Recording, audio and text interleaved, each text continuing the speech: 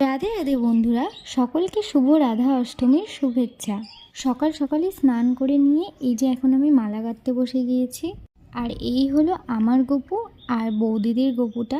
এখানে বৌদিও চলে এসেছিলো সকাল সকাল, এখানে আমাকে ফল আমান্য করে দিচ্ছিল আর আমি গপুদের সমস্ত ড্রেসপত্র গুছিয়ে নিচ্ছিলাম। আজকে দুটো গপু, সাথে একটা আমাদের রাধাকৃষ্ণের ছোট্ট মূর্তি ছিল, সেটাকেও পুজো করা হবে।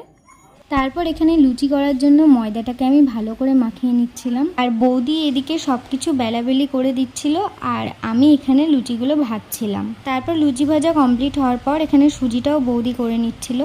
তারপর টাইম হয়ে গিয়েছিল আর গোপু সোনাদের এখন অভিষেক করানো হচ্ছে।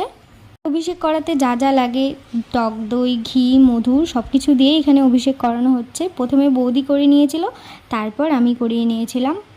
আর গপুদের অভিষেক করানো কিন্তু হয়ে গেছে, আর বৌদি এখানে আরেকবার করে ওদের স্নান করিয়ে দিচ্ছিল আর আমি মুছিয়ে মুছিয়ে জামা পরিয়ে দিচ্ছিলাম। তোমাদের যে বললাম রাধাকৃষ্ণের কথা, এই মূর্তিটারই পুজো করব। যার যার যেটা জামা সেই জামা পরিয়ে দিয়েছি আর ফুলের মালাটাও আমি পরিয়ে দিলাম। আর ফাইনাল লুকে আমার গপুদের কেমন লাগছে তোমরা কিন্তু অবশ্যই কমেন্ট করে জানিও।